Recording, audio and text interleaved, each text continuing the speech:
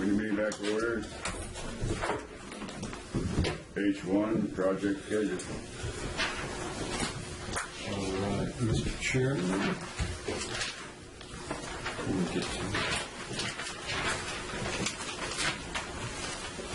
this is just a follow-up to our tour at the Riverside building, and to kind of recap where we are in the process, what we expect the process to be going forward through the remodeling of that building and the other two major projects that we are taking on the capital improvements plan over the next 2 years, really.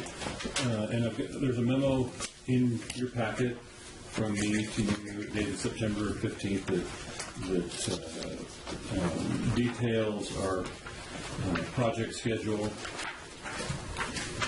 I'd like to thank both Pete and Tony for their work on this in putting together this schedule and coming up with what we think is a reasonable time frame to get these items accomplished. But there's the three major items: the Riverside Drive building that we just toured. There's the remodeling of the historic courthouse, and then following that, the courthouse annex. The reason that we phased them in that way is mainly logistical, that we have that vacant building now, so it's easy to go in and do the remodeling that we need to do while it's empty. At the conclusion of that, we will move the departments down there that go down there, which will vacate space in the historic court room where we can start remodeling and do some musical chairs, if you will, in that building. And then we'll move on to the courthouse. We'll move people out of the courthouse annex into the courthouse and free that up to do the necessary remodeling there. And then hopefully move everyone out of this building over to the courthouse annex. So would you go first? Would you go people from the annex to the courthouse after it's done? Or vice versa? We would go from, so we'll move the district attorney out of the old courthouse to the new building. Then we'll remodel the upstairs of the courthouse first, moving board of supervisors, board chambers, and administrative offices over to the upstairs of the historic courthouse with an elevator. And we could simultaneously do the downstairs of the annex while we're doing that project, and the whatever minor remodeling needs to be done upstairs in the annex before moving people from this building over there. Are we going to have any natural light? Well, some. I got to tell you, when the power went out and we were debating the electrification of the Madeline Point, this room was really dark. There was a couple kerosene lamps sitting here, and they signed the documents, and they thought they could read the fine print, but they didn't. And that wound up costing us big time later. So it does pay to have natural light.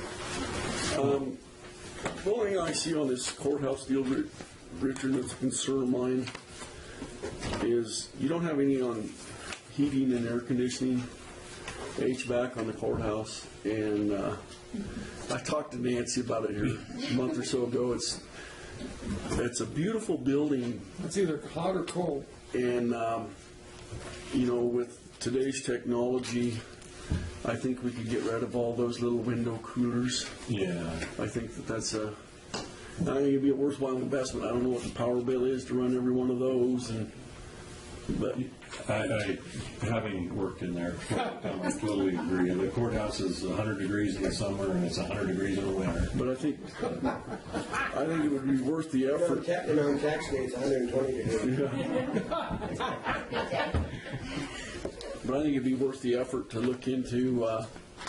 Well, if I could address that, Mr. Chairman, the Courthouse Restoration Committee that functioned back in the 60s when all the remodeling was done with the court space upstairs and so forth, that was one of the things that they did take a look at, because having those coolers out the window just really detract from the nature of the appearance of the building. And there were some specs designed at that time. Of course, I think technology's Way better. leaped ahead of that a long time ago.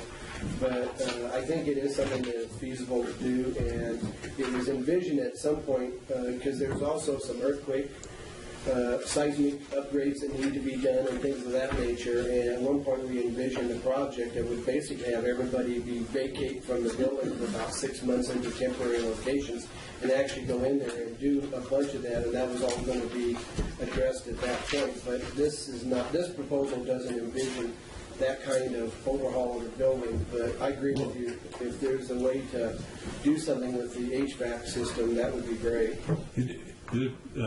What you have in front of you doesn't specifically deal with that, but we have discussed that issue, and that will be part of the overall. We'll have to see what the costs and so forth are. We'll certainly be. Well, my recollection, and not having that in those reports, but this is back in, like I said, mid-'90s, so it's like 20 years ago. It was amazing how relatively inexpensive it would have been. It was like well under a couple $100,000 then to do. I mean, it was to have that part of the upgrade. The seismic stuff was the most expensive. I think back then it was estimated it was going to cost us $500,000, and today I would imagine that probably would be well over $1 million, maybe more. I suspect that Supervisor Hinkle mentioned probably our savings on electric and other heating sources probably offset the cost of. And the other thing is we're doing the improvements and stuff would be a good time to consult with Elmwood, because I know they do have, all the new lighting that we have today and the energy efficiencies there to make sure that we're going to be installing or rearranging some lighting that lets use the Are you going to retrofit the lights in the new building? In the Riverside building or the Riverside building? I don't think we've really looked into that. Have we considered that? There's been some upgrades. We're going to have to look at that, though. See if that's a current code requirement. We'll look further into that. So Yeah, there has been some work done, but I don't know if this meets the most current requirements. we'll contact Elma and see if there's any. But they provide free the evaluation for you, and they do have some programs. I don't know if they have one current that would affect government. I know that businesses, they actually came in and would actually replace some of the lighting at no or very low cost. If we could, maybe we'll take these as they're phased, kind of in my memo. And one of the main goals that we wanted to do today was to kind of answer the question that I've had posed several times recently. Why does it take so long to get the building purchased and the remodeling and so forth, and to get into the building, maybe in a little less than a year?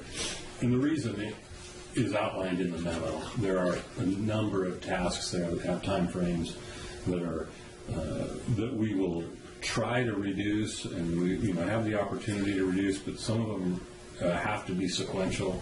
Is this the worst case scenario you're suggesting? I think it is the worst case scenario. There's always some unforeseen thing that could happen that we haven't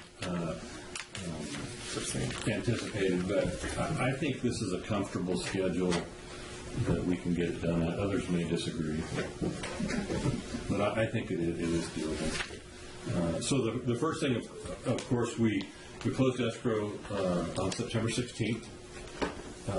One note I will make on that, at the end of the escrow, we had somewhat of a dispute over the roof installation that was done about a year ago, and the seller agreed to repair it.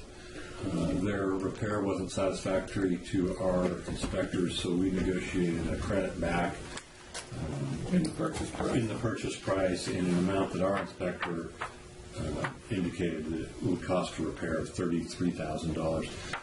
We have not made any repairs, and I think we defer to Pete and his people on this. We haven't made any of those repairs, and I think it's probably the most efficient thing to do is to let this roof, live its life out, and have that money to redo the roof when we're done. But Pete will be. How much length, how long will that roof last? Is it a 30-year? Sorry? I thought it was a 30-year warranty on the materials, and there's a 7-year workmanship warranty and labor warranty from the contractor. And they just installed it when? A year ago. In 2014. And there's some, the way that some of the gutters were installed were an issue as well. But there, part of the thinking is, I think with the credit being sufficient, is that you have 16 HVAC units on that roof, and they range in age from 4 to 15 years. And those will likely need to be replaced or some other type of technology used to heat that building. And there's more HVAC there than is necessary for the square footage based upon the industry standard. So we might be up on the roof anyway, taking out units, and so that that credit will give us some extra money for maybe filling in the spaces where the HVAC units were somewhere else. So what kind of furnaces are they? Gas? Yeah, so natural gas heating system. They're a package unit on top of the roof. Can we put those funds in a kind of like a segregated account that would be available for their future repair work rather than having it swallowed up in the black hole of the general fund? Well, it could remain in the capital, in the fund that we... Capital improvement. It's lease purchase funding, so it was just credited back to the lease purchase account. But I realize that, but I was going to say the value of that, especially if we plan on using it to draw upon for future work being done. It would be nice if that could be kept separate within the budget matrix so that when you need to have that work done, the money is there to take care of it, and you're not having to go to the general fund to get the $30,000 back. Right. Well, and that fund that Tony mentioned has very specific purposes. The full contribution, this purchase, and the improvements to the courthouse. So it's easily accounted for. We have to spend it within 3 years based on the financing. So I think that's probably the most appropriate place to put it. Leave it, I should say. So moving along, if we look, if we just go through the tasks on the Riverside building, so we've closed escrow last week. We're now in the process, and I'll invite our architect to address this if she would like. We're in the process of preparing the space needs and the floor plan. We talked a little bit about that when we were down there. And we've got a schedule for that to be completed, pretty aggressive schedule by the end of this month. And I don't know if did you have any comments about that process? Part of the space planning, not the construction documents. We're going to be able to complete this construction process in 85 days. She's been working on those since July 29th. Right. It's not like she's trying to do all this in 8 days. 8 days, because she's going to wrap it up and polish it based on last minute feedback that she's there. Right.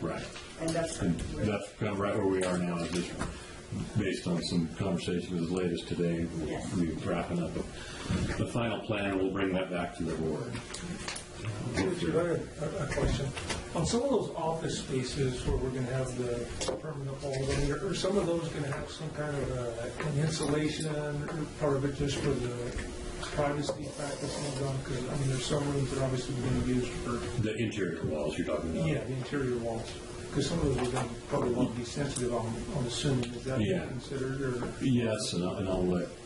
It is, and it's part of the next step, which is when we go into construction documents, we'll meet again with each department a number of times and go through exactly that kind of detail.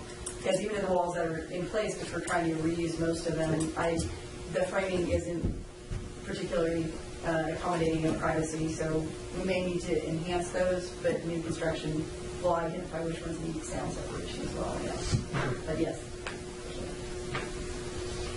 My question on that, when you look at your schedule here, you've got plan checking, you've got 51 days built in there, you've got from November 10th through December 31st. It will take us 2 months to get plans checked. I know we have contractors coming here all the time complaining about the length of time, and we talk about staffing and beefing up and taking care of business and stuff. Is there a way to shorten that down? I could see it'd take at least 3 weeks, which would take you to the end of November. But do we have to take to the end of December?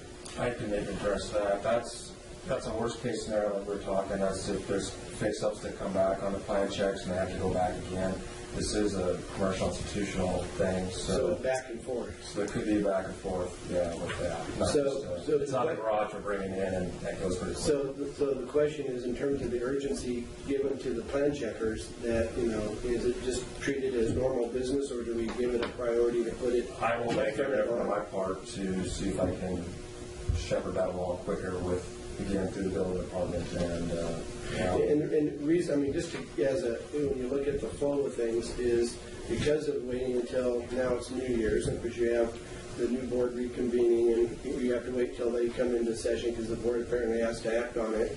So now it's, second week in January, and you got to go through the procurement process once you have the specs ready to go, so you can do the bidding and be able to do that. So you don't even get to start construction really until the 1st of March. But if you're able to not take 51 days, but get it done in 30 days. and it's hit and miss around I'll let you go with it. Ideally, I think you're right. I think, if everything goes right, 3 weeks we could have plans approved and ready to bid. But we're erring a little bit on the side of caution in terms of the timing. But and I can appreciate that, but it just shows how things can get really strung out when I think being, more. I mean, I can see if there's it comes back and her plans are all jacked up and we have to make a bunch of rearrangements, or there's a few critical parts missing that have to be filled in.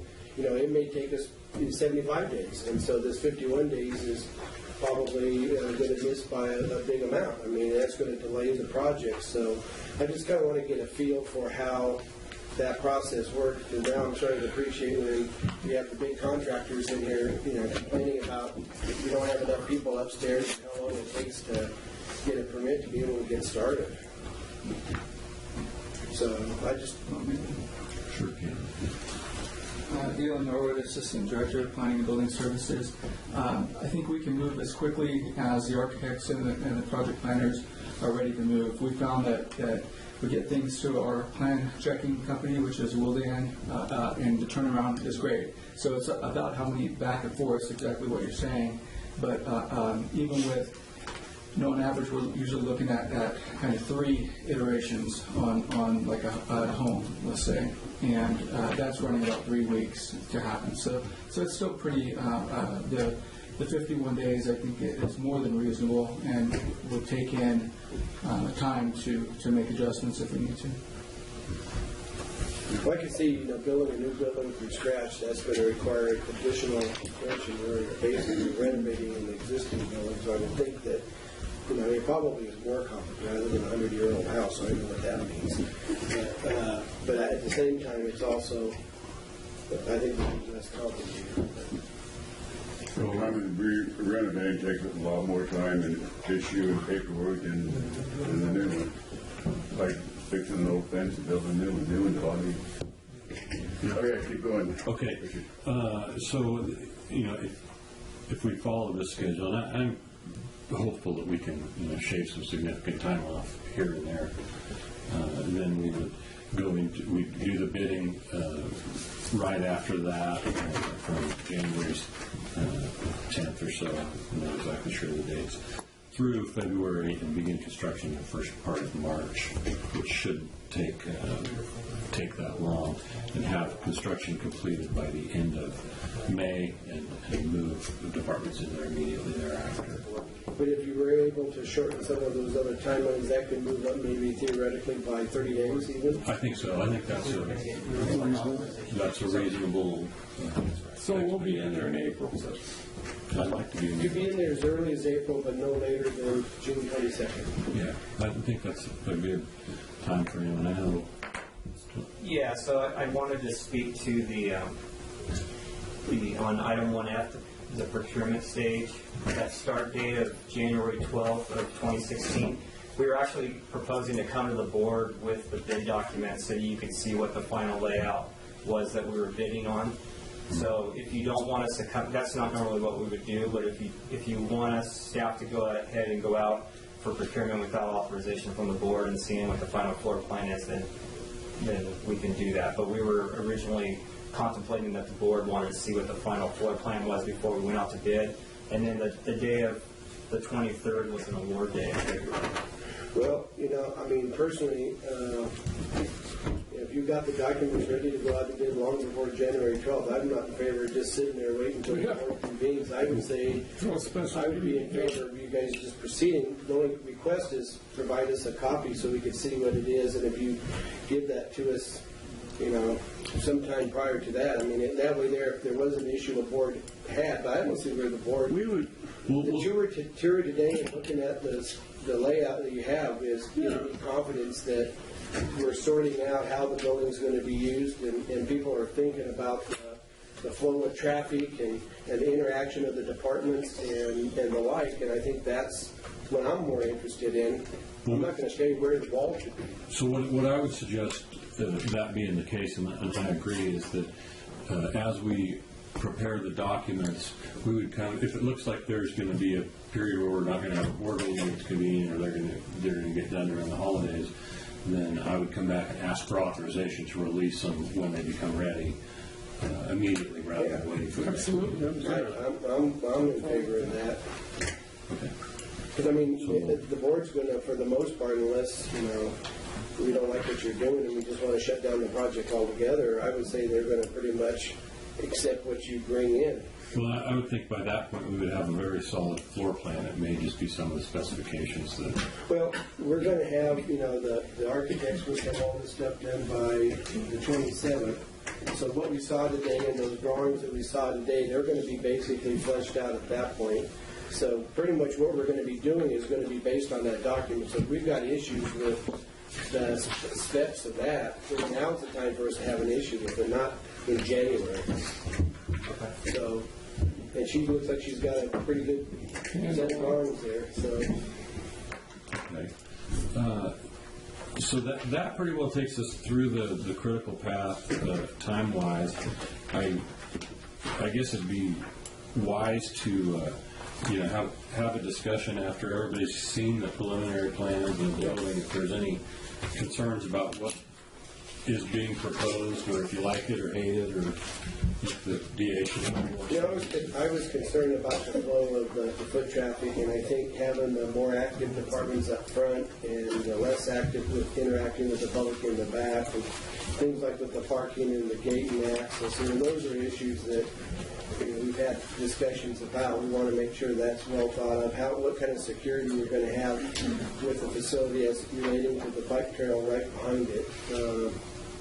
Those are the things that have already been discussed. So we'll be looking to see what those final plans will mean in terms of implementing that. Richard, can we get a list of the buildings, like you're intending on vacating this building?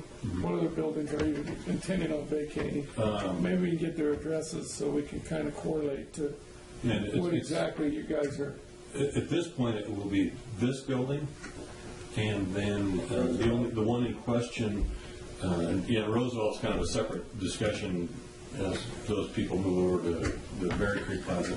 But as it applies to Riverside Drive, this building and the probation buildings on Root Street would be the areas would be vacated.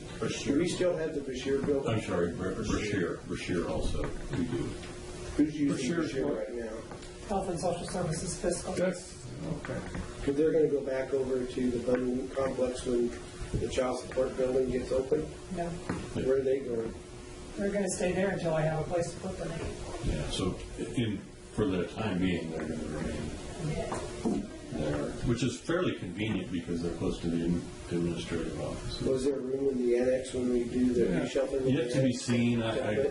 Fiscal there so they could be by the auditor's office? I think we should certainly keep that in mind as we go through the space needs process. That I don't know if there will be or not. So the Roosevelt building is going to stay as is? It's going to be, it's a kind of a separate project that when child support moves to Riverside, and child support's in a leased facility right now, that's going to open up space there that Mel intends to pick that lease up and move her people over there. And that puts all of her social All her service stuff at people the right over place, there. centrally located. Because that Roosevelt building's got to be a utility nightmare. And a whole lot of other nightmares. I was going to leave it at that. They have that. I was gonna, It's got character. Yes. The building has character. What's next? Okay, so we can move on into, and as we move through this, they become more preliminary. I think the schedule that we have on Riverside is pretty solid, and I think we can meet that schedule. A little less confidence as we move out into the courthouse and the annex, but there has been a lot of thought that went into this timing. I still think it's a good estimate. So we're beginning the architectural work on the historic courthouse this week, and that's kind of the first step there. Preparing, we'll hope to have the space needs and the floor plan, kind of like we did down there, done by December, which gives almost 3 months to complete that, and then. Because we're moving these offices around, we'll have to have some sort of interim office plan where people are on an interim basis, which will also be done early next year. We don't plan on doing, and these dates probably could be accelerated if we really chose to do that. I'm not sure. When you say accelerated by how much? Is it accelerated by 30 days or 60 days or 45 days? Probably the 30 to 60. Yeah, we don't, the procurement, once we have an architect on board that's going to lead the process for the design and the space needs, then we'll have a better idea of actual time and schedule and decision points for the board. So this is just Pete and my best guess of what we think is going to happen, but until we have an architect on board to help lead us. Now, as a question, you have 547 days outlined in this process, so that's given the present amount. But if we complete let's say by April rather than June, the move-in into Riverside Drive, is the process for the other two buildings going to be able to move up a little bit because of the... Not day for day, because they are somewhat independent. But yes, they could move up. And we had originally, one of the things we hoped to do with the courthouse was to have the board chambers and admin offices done before two of our longtime esteemed board members who maybe retire and could maybe have a meeting in there before the end of 2016. And that's still kind of a dream date that may be achievable, but it's probably not the most possible. So all the phases are somewhat independent, but we're doing them in series fiscally so that we kind of keep track of how much money we've spent as we go along and staff-wise. The one thing I would see is you've got 2E there, you've got create courthouse restoration committee if required, and that's a board action item. And my recommendation is we had that group convene, and what they basically worked on, they worked with a design consultant out of Sacramento that had been involved with the state capital restoration project back in the late 70s and early 80s, and she came in and helped that committee, all except for I think 2 of them are still alive and still around in the area. And what they basically did, we just have to locate the records in the file, but coming up with the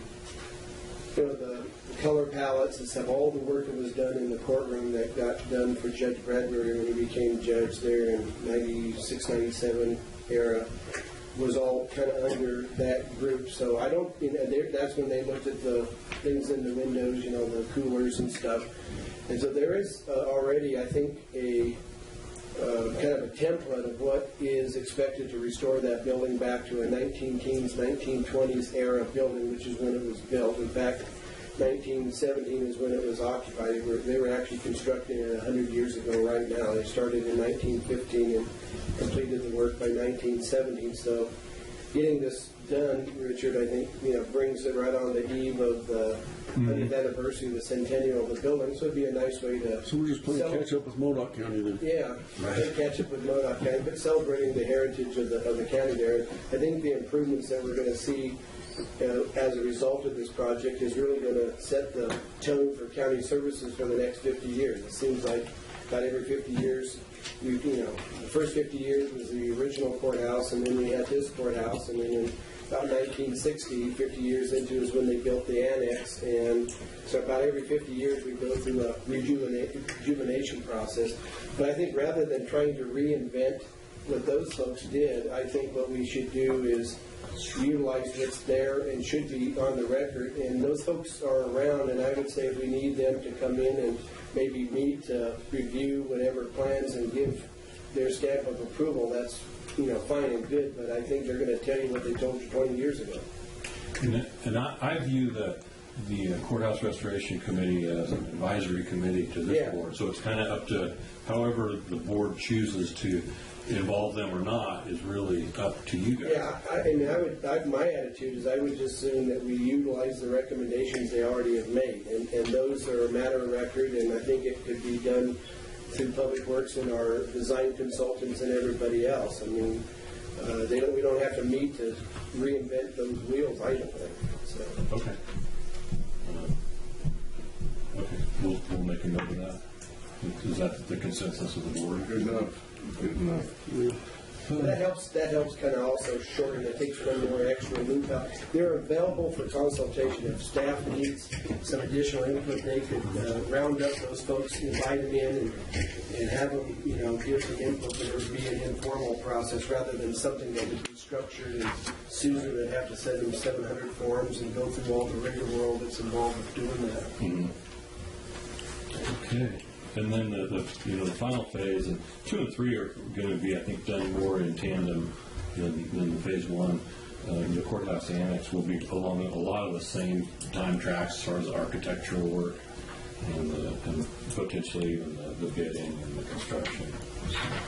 If there's any questions on that, I'd be happy to offer all the. Well, under your construction on phase 2, you have construction for the work being done actually in the old courthouse between October of 16 and March of 17.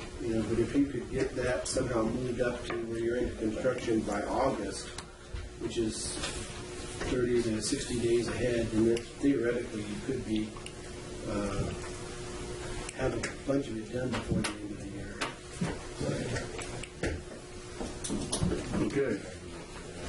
Any more questions before we move on? Good.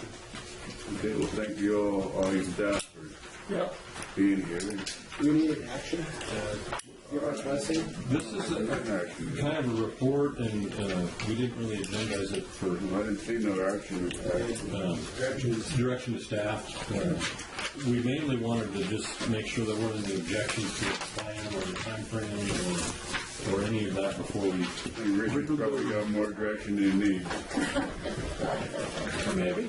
I just want to say, Mr. Chairman, I like what they're doing, and obviously time is of question and concern, but whatever time it takes, I'm just glad to see this is being wrapped up and done before I leave the haunts. There's something I've been wanting to see done for 25 years and advocating for, so that gives me one less thing. You're just 25 years too early, Jim. Well, a lot of this stuff could have been done 25 years ago if there had been a will. We had people who thought otherwise. So, Well, if you can't beat them, you just outlive them. I think I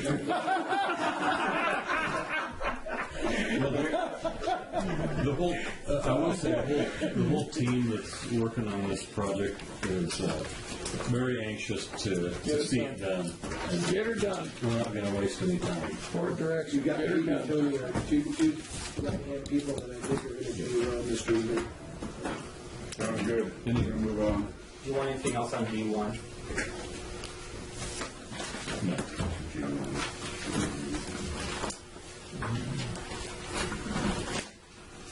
Okay. Good with that, huh? We're done. Move on to H3. Chairman, Matt May, Associate Planner, Alaska County Planning Department. Before you, and was effectively phase 2 of the process, is a petition for cancellation of Williamson Act contract by Sierra Pacific Industries. Could ask you to receive the report, ensure that the conditions of tentative cancellation, which were recorded as instrument number 2015-03257, have been met, and then record a notice of final cancellation with the county recorder, or alternatively, if you find that the conditions haven't been met, we can deny the request for final cancellation. And effectively, this is it was first considered out on July 14th public hearing, where the tentative cancellation was recorded, and that's on page 5 of the packet if you are interested in it. And with that was a condition that they pay the cancellation fee, which was certified by the assessor and given to us and to the Department of Conservation. And that's on page 7 that they have paid that fee. There's a receipt from the tax collector showing that. $27,500, that's correct. And so part of the 30 days, or part of the phase 2 that we waited for, was that we had to give the Department of Conservation 30 days to comment on this process, which they did. We received a comment letter, which had took a few issues with the way we processed the cancellation. However, we couldn't find any kind of inconsistency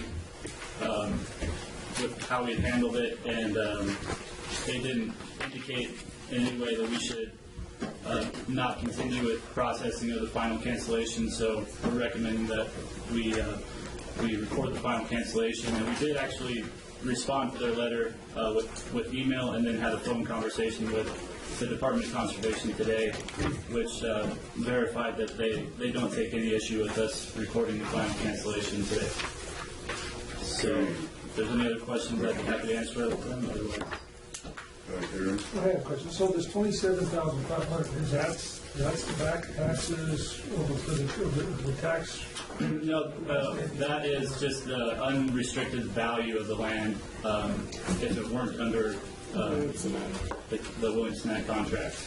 Had they not been in Williamson Act, that's what we would pay in addition. Another tax. All right, excuse me, yeah, it's a percentage of that. A percentage of that value. And so when would it go into full tax roll, right? Immediately after this? Immediately for The next tax. 2017 is when we would see It that. would be the next tax roll. Okay. And so if somebody else wanted to get out of it, it would be a gradual increase over time, correct? That's with the non-renewal, and that's a different type of. So that one phases in the taxes. This one here is the expedited, where they take the whole 10 years and they pay it all at once. Which is why it's a little bit more of a complicated process. Yeah. I move we accept the. They have a public hearing or do No public hearing. You move we do the I cancellation? move we can't do the cancellation of the Williamson Act. Second. Motion and second. Any more discussion? Consider pull the board on this. So Supervisor Chapman. Aye. Supervisor Hubble. Aye. Supervisor Hemphill. Aye. Supervisor Herman. Aye. Supervisor Powell. All right. Okay. Thank you. Next, LCAO report. Two quick items. I, along with Supervisor Alba, will be attending RCRC later this week. I won't be down there till Wednesday evening, Thursday, Friday. Look forward to reporting on what we learned back there at our next meeting. The only other thing, I had the opportunity to have lunch with Greg Ituria yesterday, which I know a lot of you know. Took the job as the budget director in Santa Clara County about a year ago, and so we had a chance to talk about Santa County finances. His mother still lives here in Logan, so Yeah, a very different legal situation down there right now. Their assessed valuations are going up. All their tax revenues are up. They He manages a $3 billion budget. It's actually $5.5 million now. They have 17,000 employees, but everything's opposite from us in Santa Clara County. There's only 10% of the county is unincorporated. 90% of it's in incorporated cities. Wow. They have more money than they know what to do with.